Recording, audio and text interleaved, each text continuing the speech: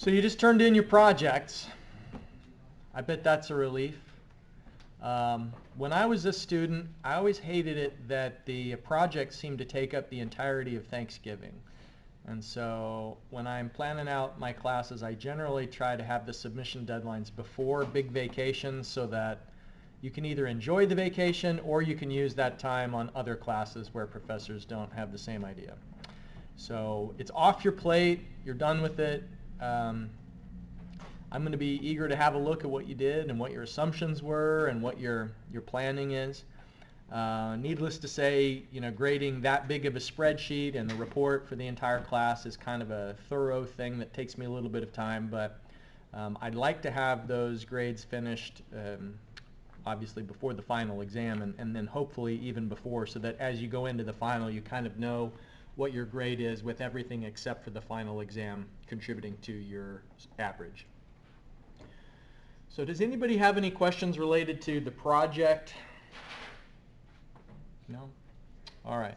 It's exciting to plan for the future, right? To think about all the money you're going to make and the big life you're going to live in the big city, far away from here, or I don't know, maybe you're going to stay here. But the last thing that you'll have as far as assignments go is a homework assignment, which I'm going to load onto Blackboard today. It'll be due on December the 4th. And then our final exam is on Friday the 13th. We already talked about how you're going to be allowed to prepare 3 pages of notes for that. You can put anything on the paper that you like, equations, reminders on how to do a certain analysis, definitions if you choose. It can be the front and back of 3 pages, letter-sized paper. So any announcement-related questions you want to ask? All right. Last time, on Monday, we talked about the fact that risk is the possibility that negative things could happen because of uncertainty. And we talked about how there are known risks, which we can sometimes account for because we have an idea of how frequently those things might happen. So we talked about known risks like hurricanes. We talked about known risks like inflation or interest rate adjustments. And then there are unknown risks as well, where either the unknown thing is just that we have no idea that it's even a possibility, or the unknown risk is we just don't know how often something like that might occur. So like a cybersecurity attack that knocks out the electricity in this building. I don't know that that's ever happened before, and so we couldn't predict with any certainty on what the risk is of that occurring in a given year.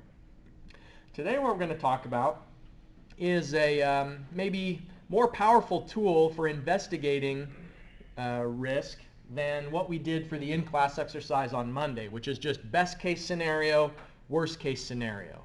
But we didn't talk about the probability that's in between those two extreme events. And that's what we'll be addressing today. So anybody know what this is a picture of? Monaco. Anybody watch the Netflix series Drive to Survive? No? You know what this place is famous for? 2 main things. Formula 1 and gambling. And I guess if there was a third, it would be tax evasion, because the people who live there don't pay taxes. And so a lot of the Formula 1 drivers will make Monaco their residence to avoid having to pay taxes on their income. Plus, one of the races is there, so they have some like justifiable basis for making it their home base. But Monaco, I think Monte Carlo is the capital of Monaco. The entire place is so small.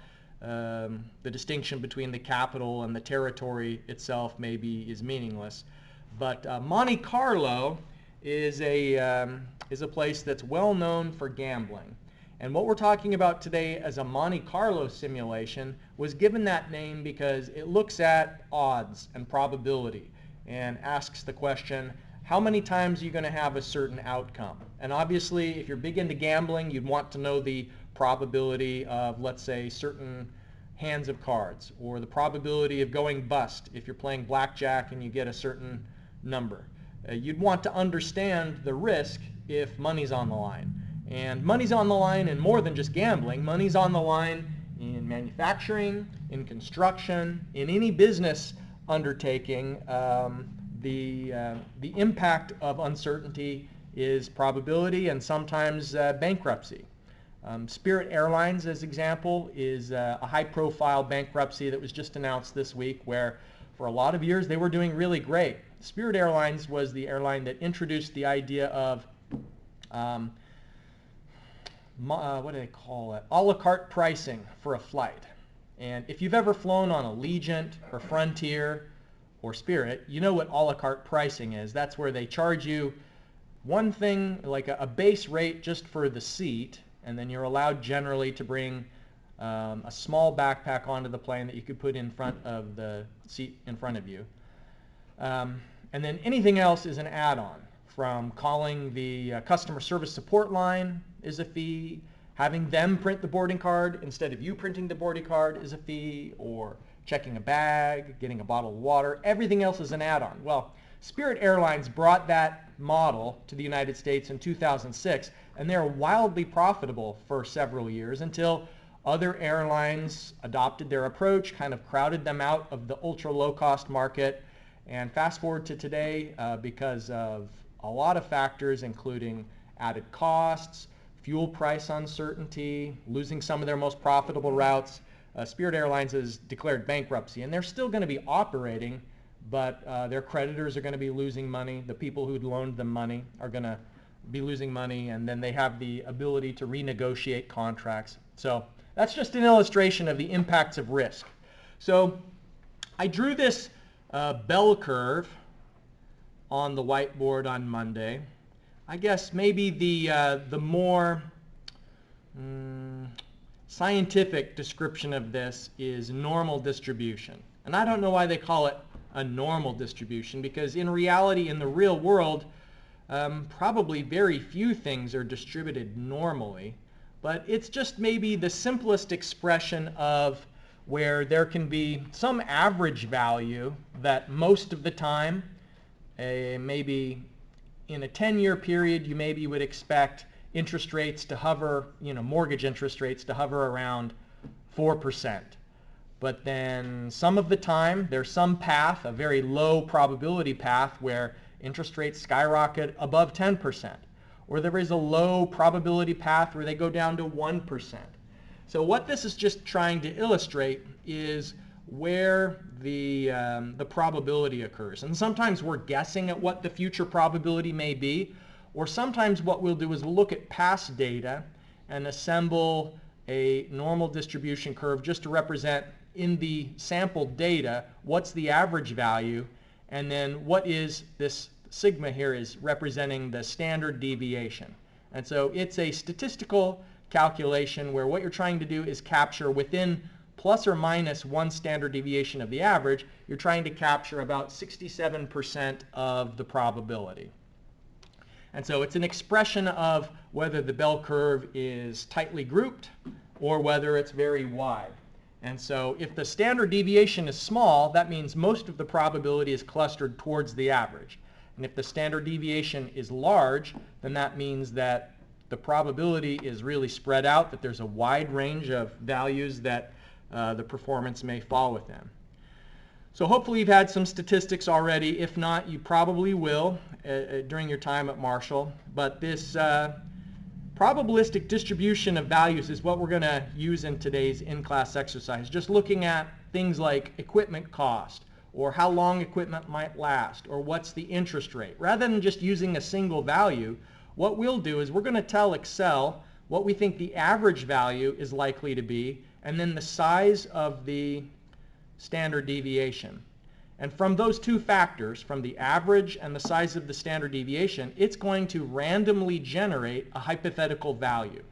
So it's going to say, well, if you think, for example, that the equipment cost is usually $50,000, but the standard deviation of that is $2,000, it's going to randomly generate a hypothetical equipment cost based on the average being $50,000, and then there being a distribution of values that is a standard deviation of $2,000 away from that. And so then the real utility of it isn't just to do it a single time, but to do it hundreds or even thousands of simulations. And if you do 100,000 simulations, 1,000,000 simulations, then you can have a pretty good idea of all of the different combinations of variables that could exist.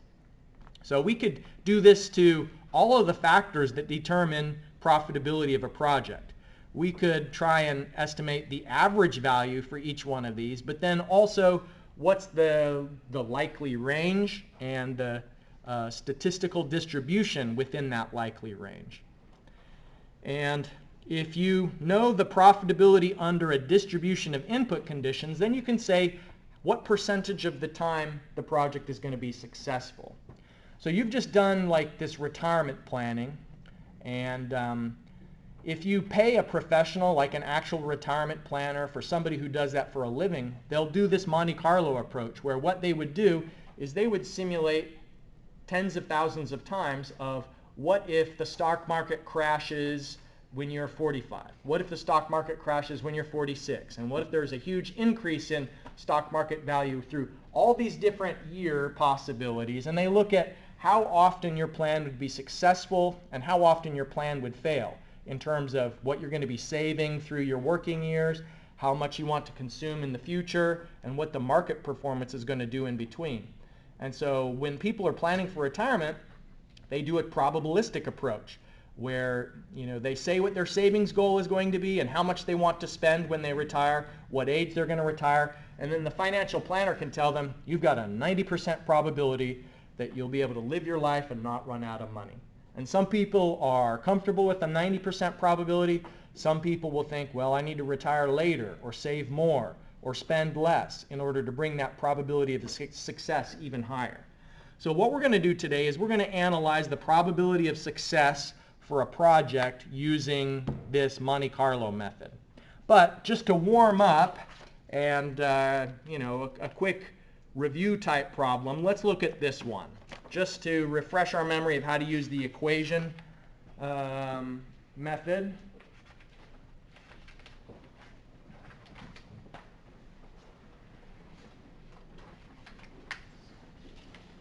So this first problem on the front side of the paper, solve this one by hand using the equation method, and then together we're going to do the Monte Carlo. The Monte Carlo method's using some functions you probably have never encountered before within Excel. Is there another one? Yes.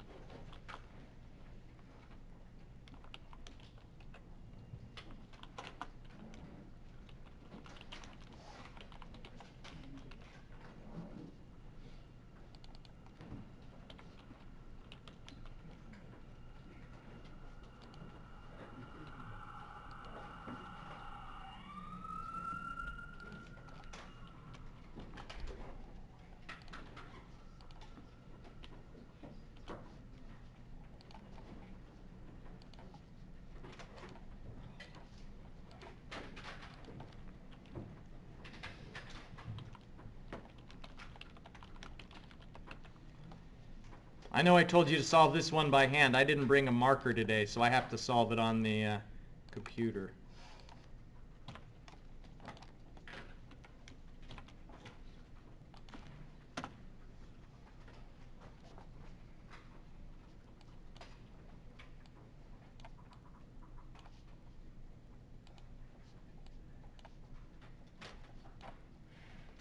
Anybody else get this value? Yeah.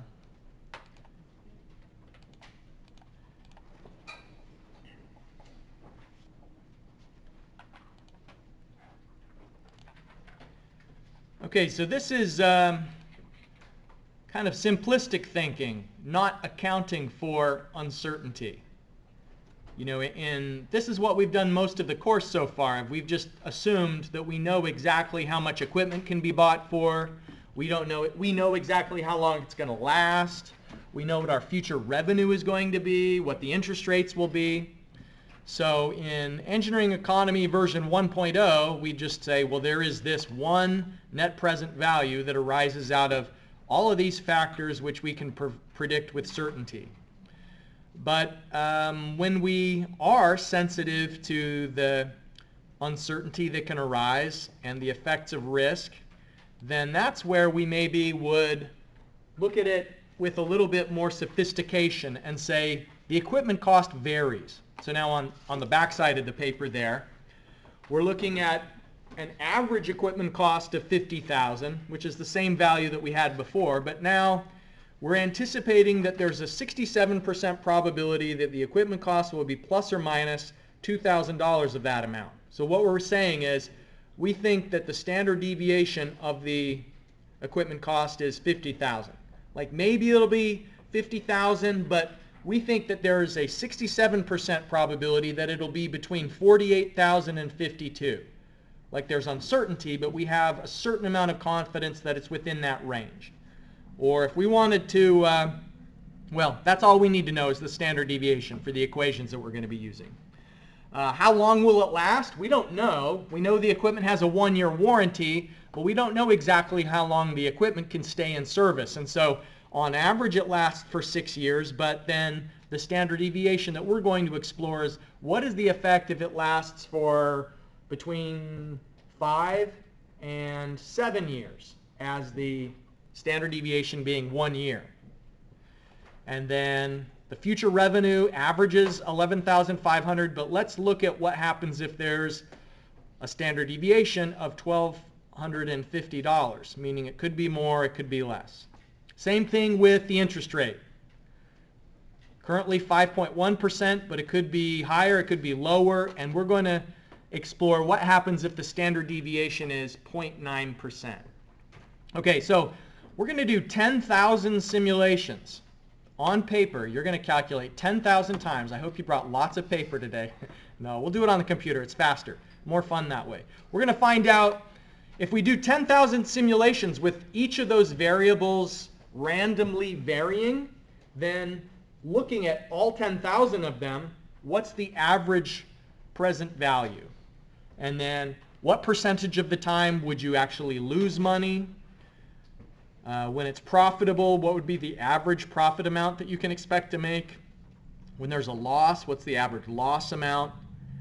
And then this last question, what is the amount where there's a 90% chance you'll make less than that? So in other words, what we're going to look at there is what's the amount where only 10% of the present values are greater than? So we don't want to know like what's the most you could possibly make, but we want to know like what value puts you in the top 10% of probability. Like not the best case scenario, but it's the scenario that 90% of the time you're going to do worse than that, and only 10% of the time you do better than that. Okay, so I gave you this template file where we've got some things to fill in here, then we're going to start putting in the equations. So the first cost of this equipment is, on average, $50,000. So we can put in minus $50,000. And the standard deviation that the problem statement tells us is 2,000. All right. The revenue, we're expected that each year it could be, on average, 11,500, and then the standard deviation is 1,250.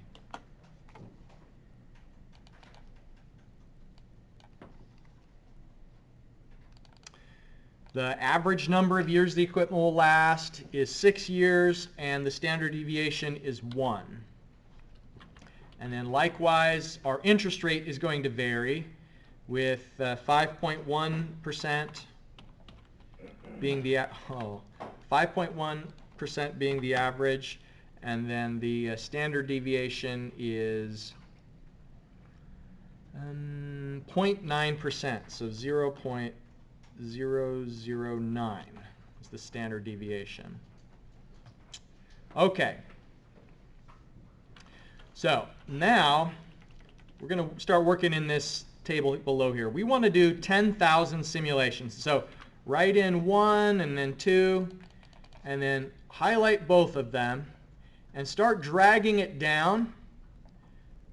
Just let it rip until we get to 10,000. It'll take a little bit of time here. This is going to be tedious. Just keep scrolling down till we get to 10,000. I don't know of a way to just get it to go automatically only to 10,000. Oh, overshot.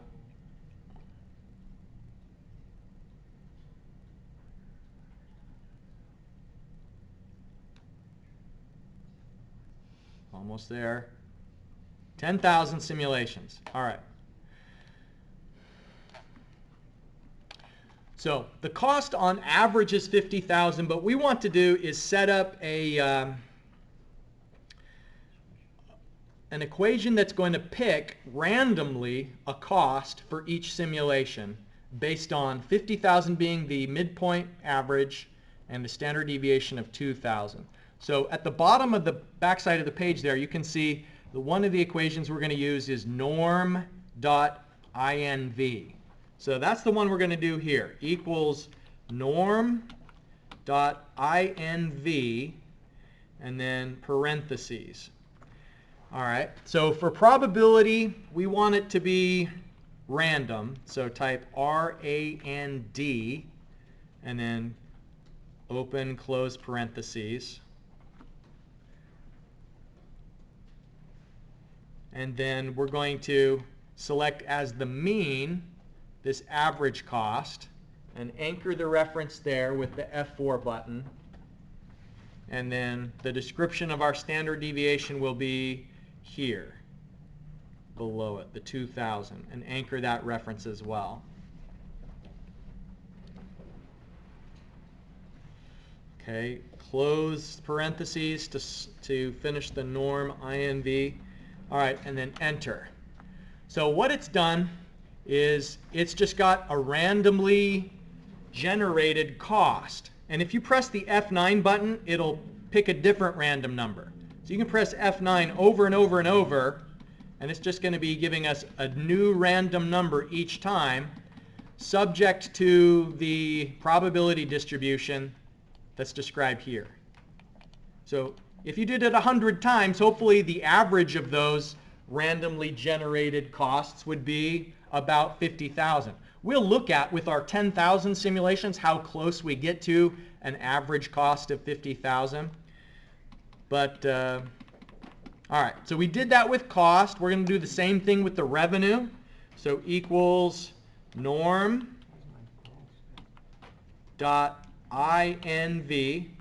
So the inverse normal cumulative distribution with a specified mean and standard deviation. So norm INV parentheses rand open close parentheses comma look at the revenue average for the mean, anchor the reference, and the revenue standard deviation, anchor the reference, and hopefully your value is somewhere in the vicinity of the 11,500. And so if you do the same thing with the F9 button, it's going to keep randomly generating different values. So does anybody need any help so far and need to see a certain thing? Is everybody getting these values for the cost and the revenue?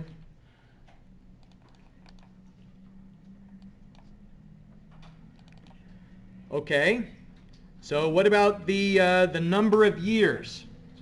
So here it says n.dec. What I mean there is it's going to be a fraction. Well, not a fraction, a decimal. It's not going to be a whole number. And so when we do this function, we're going to have to find out the number of years as a decimal and then round it off to an integer. Because of the way that financial calculations work, we can't have anything other than an integer number of years. And so it'll be a two-step process getting this pool of n values for us. And so we'll do the same thing again. Norm INV random. The mean, use this n value. Standard deviation, use the 1. So it's got some decimal number of years, and then we're going to use the column next to that just to round it off to whatever the nearest whole number is. And so for that, the function is equals round, and then round with a D, and then click on the decimal number of years, and then comma 0, because we want it to round it off to 0 decimal points, meaning a whole number. So now it's rounded the 5.44 off to 5. Or if I randomly generate again, now it's taking 5.79 and rounding it to 6. So across 10,000 simulations, we'll get some of them that are 5 years, some that are 6, some that are 7, and maybe even more or less than that. Okay? So interest rate. By the way, I can pause for a moment. Does anybody have any questions so far, things that they need to see again from the spreadsheet? Okay, let's do the interest rate. Equals norm INV random mean standard deviation. So now we've got some randomly generated interest rate. And now the present value, what we're going to do is the PV function on the revenue, and then after that, outside of the PV function, we're going to add in the cost, because the cost is already at the present. So think about, there's two things we're combining together. We're combining together the revenue, which is an annual revenue that's been converted to the present, and then we're combining it with the cost. So your numbers, by the way, are going to look totally different from mine, right? Because it's randomly generated. So don't be confused or worried if your simulation values are different from mine. Okay, so we're doing PV at the interest rate that's randomly generated for the number of years that has been randomly generated, and minus of the revenue amount into the payment field. So that's going to calculate the present value of the revenue, but then we also need to add the present value of the cost.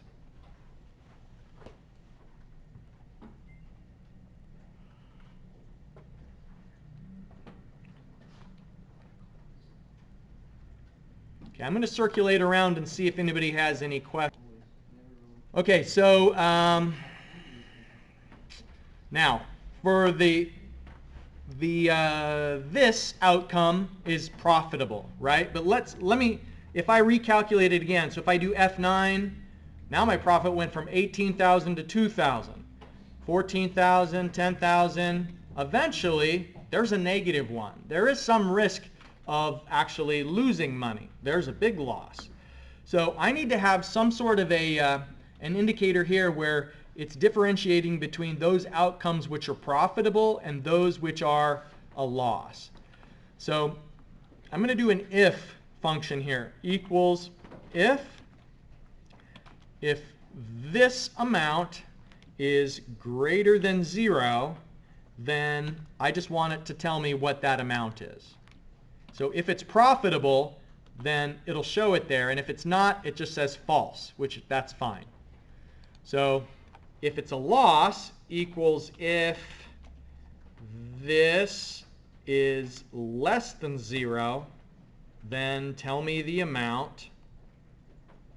Otherwise, it'll say false.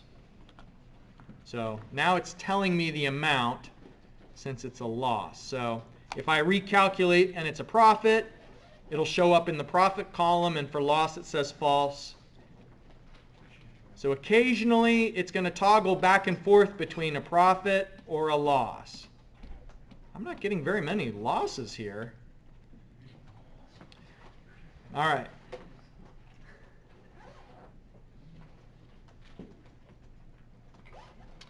So now what we need to do is drag this down through 10,000 simulations. So luckily it's less tedious than the first time. You know, when I was dragging it down and I kept overshooting? Once you've got one column to the left that's filled in, then all you need to do is just like double click and it'll take it all the way down. Double click, it'll take it all the way down through all of them. And in fact, you can do all of these, double click, and it takes it all the way down through the 10,000 simulations. And I need to recalculate, so I'm going to press F9. And now this is like through all of these, each simulation has an independently generated cost, revenue, number of years, interest rate, present value. So you can see sometimes there's profit, sometimes there's loss. So we've got 10,000 of them. And what we can do now is we can see what does the average look like. So the average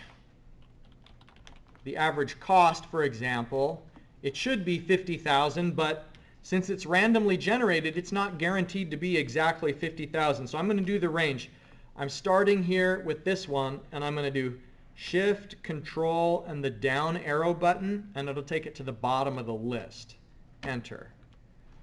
So the way it works again, so equals average, and then start down here at the first one, Shift, Control, down arrow, and it just finds the bottom of the list. Enter. You don't even have to close the parentheses. Equals average, Shift, Control, down arrow. All right, so let's look at this. The average within my 10,000 simulations, the average cost is pretty close to 50,000, but it's not exactly 50,000 because there is an element of randomness. The more simulations I had, the closer that would get to the expected average. So if I went from 10,000 to 100,000 simulations, then it would get even closer to the average upon which it's generated. But here's the interesting thing. Let's look at what's our average present value. So equals average.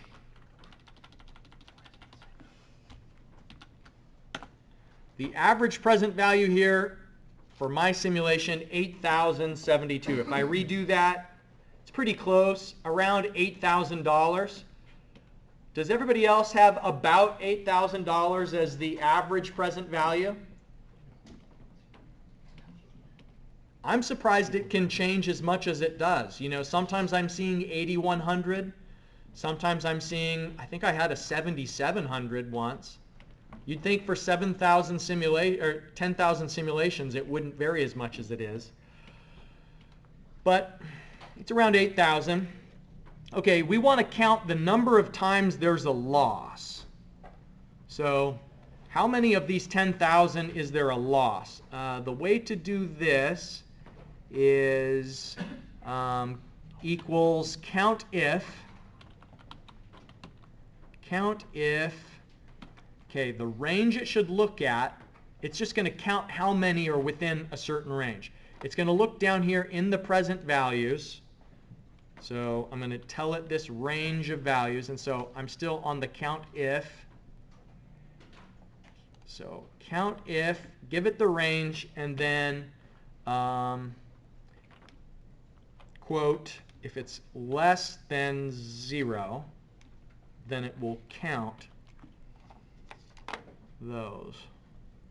So count if the range of the present values, comma, quote, less than 0, close quote, parentheses. So there's, out of the 10,000, about 2,300 that are losing scenarios. And how many are there total? Let me just count them all to make sure I actually had 10,000. So equals count, do this range. Yes, it actually is 10,000. So the percent of the time that's a loss, it would just be this divided by that times 100. So if you do this project, there's a 23% chance you're going to lose money, even though the average is that this is going to be profitable on average.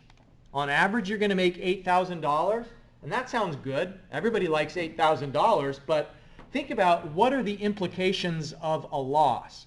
Like if a loss is going to bankrupt your company, then you'd really have to be a lot more cautious about this project than it initially looks like when you think, well, there's, on average, I'm going to make $8,000. So this is where we can sometimes look at uncertainty and think about the consequences of uncertainty, the risks. So maybe you're a company with plenty of other profitable projects, and if some of them aren't profitable, that's not going to be a problem. Like think about if you were gambling and you won 75% of the time and you lost 25% of the time, that'd be fantastic. I mean, you could make so much money if you were winning 75% of the time in gambling. You only have to win 51% of the time, and you can make a lot of money gambling. But for a company that only has one active project, and the outcome of that project dictates whether their company is going to remain in business, then they'd maybe have to be more cautious about it. So, I can refresh this with F9, and it looks like about 23% of the time I'm going to be losing money. It varies a little bit. But that's Monte Carlo. The main idea, again, is just doing lots of simulations with a combination of variables. And so you can apply this to more than just financial analysis. Like I've applied this in hydrology, which is the study of rainfall patterns and flow rates.